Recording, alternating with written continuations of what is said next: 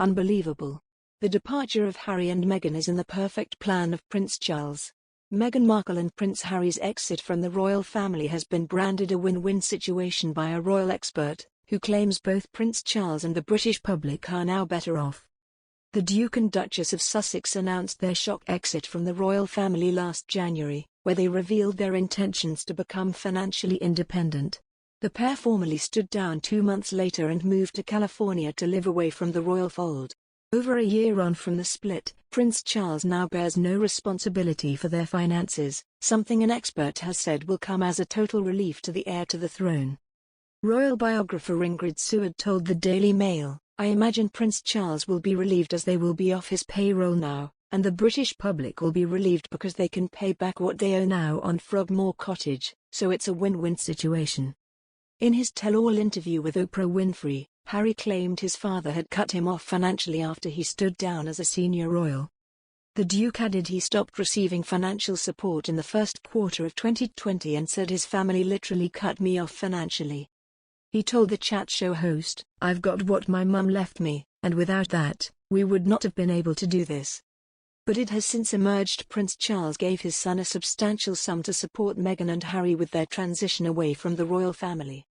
The latest information came to light as the royal household published its annual accounts for the financial year ending in March 2021. In addition to the Sovereign Grant Report, which is published by Buckingham Palace and covers the expenditure of public money, Prince Charles's household also publishes an annual review which shows how he has spent his income from the Duchy of Cornwall on expenditure in the last financial year relating to Harry and Meghan. A senior Clarence House spokesman said that Prince Charles allocated a substantial sum to support them with the transition towards becoming financially independent.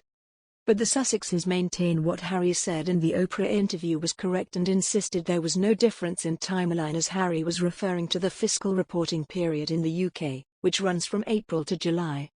Prince Harry, 36, and Meghan Markle, 39, have defended their claim they were literally cut off by Prince Charles, 72, following their decision to quit the royal family, despite Clarence House accounts showing the couple continued to receive money from the Duchy of Cornwall until the early summer 2020.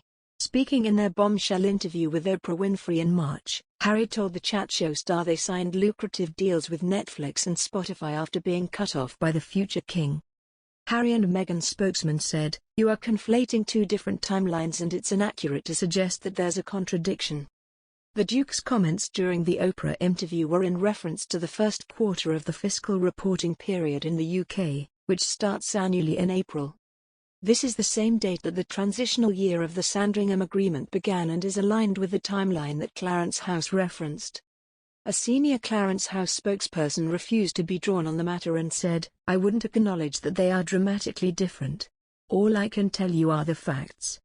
They added, "As we'll all remember in January 2020 when the Duke and Duchess announced that they were going to move away from the working royal family, the Duke said that they would work towards becoming financially independent.